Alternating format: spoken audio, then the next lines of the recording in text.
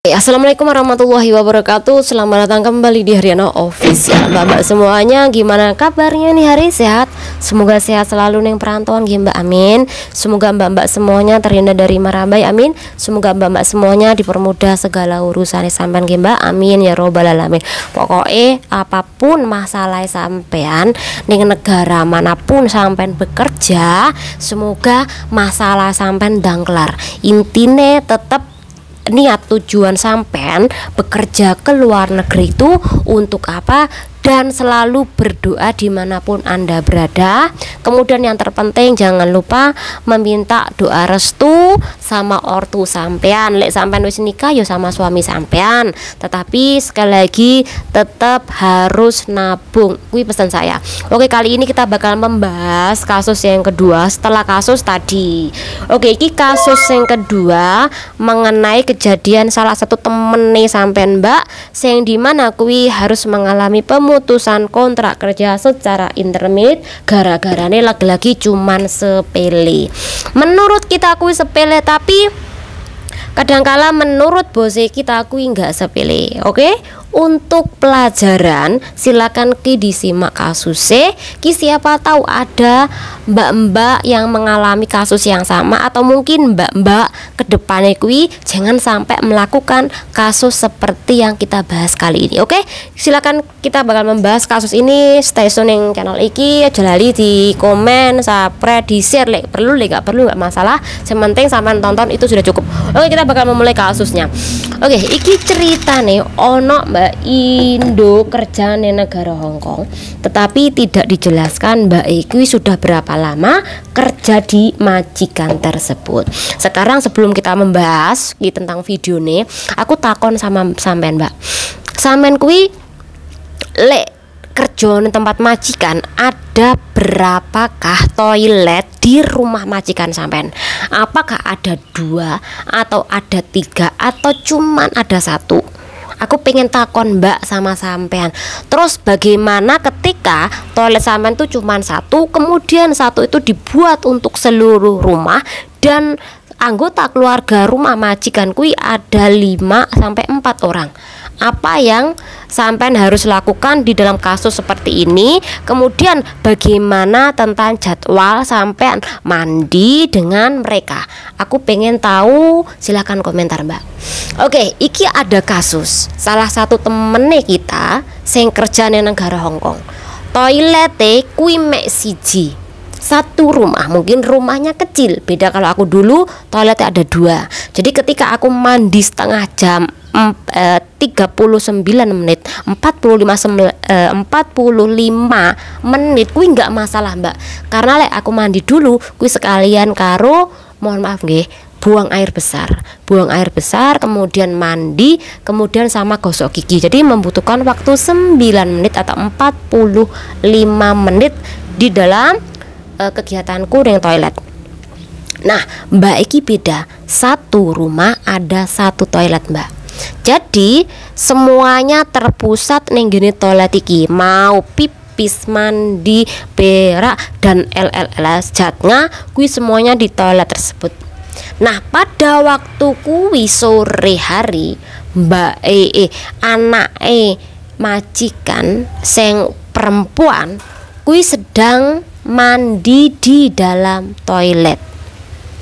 Secara otomatis lek anak majikan, biasanya majikan kuwi lek mandi utawa melakukan aktivitas neng toilet kuwi pasti suwi Mbak.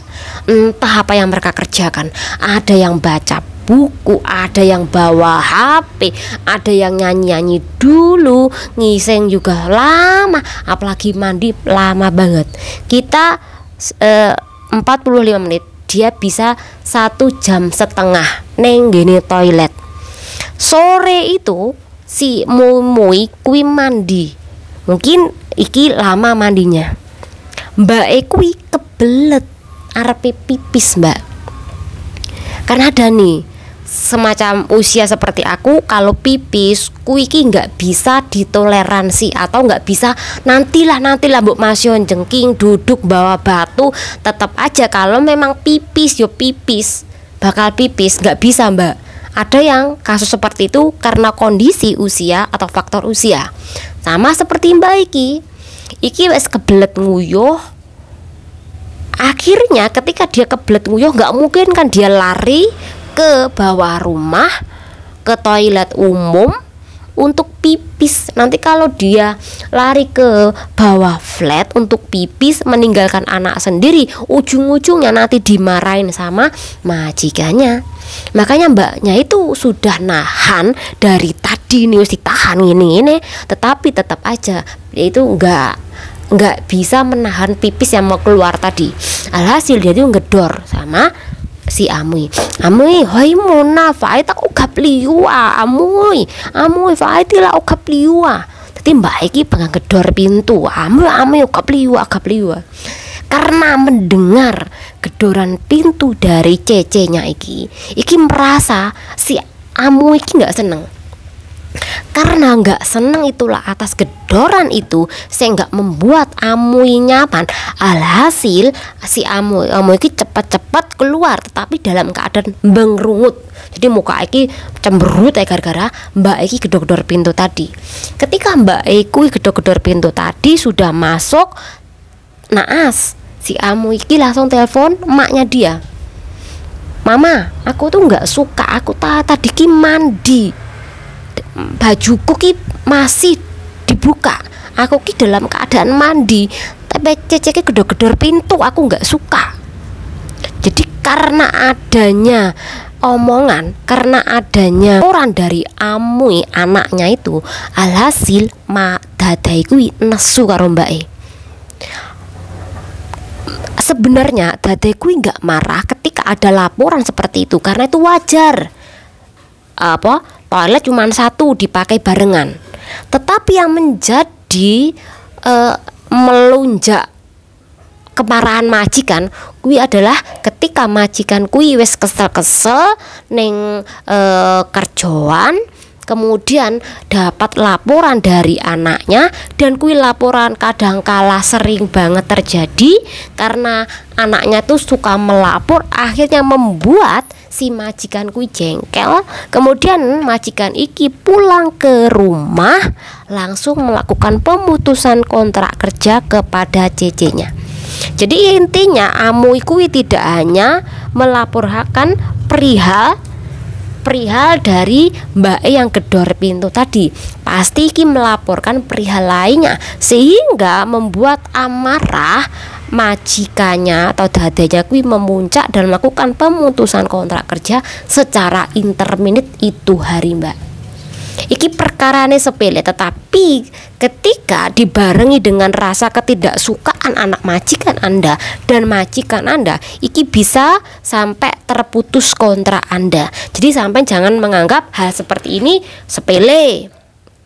Yang salah kuwi Mbak E. Sebenarnya Mbak E juga nggak salah sih. Bayangno, iki terjadi sama kita yang dimana kebelet pipis nih, dan kita tuh nungguin sampai sak jaman, nggak selesai dia mandi, malah sambil nyanyi. Akhirnya iki membuat Mbak Iki wes nggak betah, yokui gedor pintu dalam keadaan marah tadi. Akhirnya si Amuku juga nggak suka karena digedor pintu dalam keadaan emosi.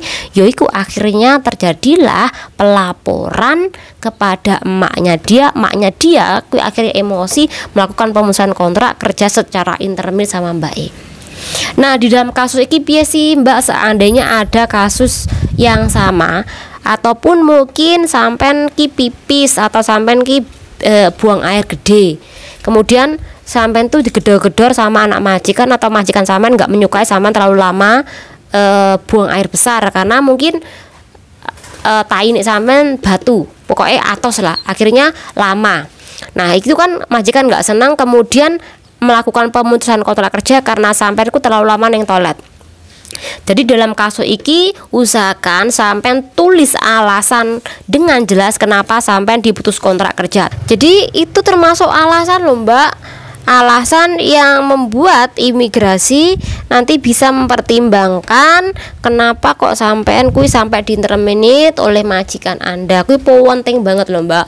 Jadi apa-apa kerja dengan baik, apa-apa kerja dengan bagus. Masalah nanti di tengah perjalanan kontrak Anda belum selesai, Anda sudah diputus kontrak, sampean bisa membuat alasan balik kenapa sampean diputus kontrak oleh majikan Anda. Sekalipun alasan kuwi rodok bikin kita tertawa.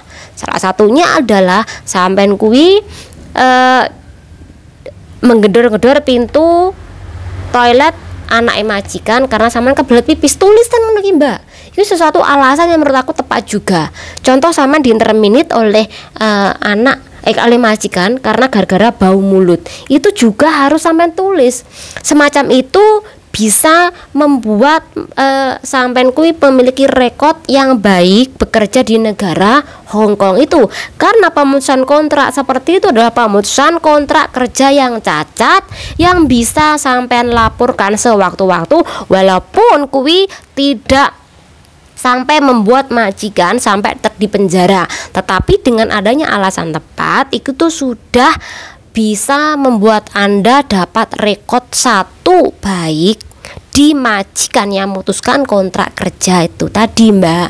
Jadi kui simple sebenarnya. Berharap kawan-kawan niki lek kerja ning luar negeri intine ojo terlalu pasrah dengan nasib, karena nasib itu tidak bisa dirubah ketika sampean sendiri tidak mau merubahnya. Nggih, semoga bermanfaat. Jangan diri. Wassalamualaikum warahmatullahi wabarakatuh. Bye.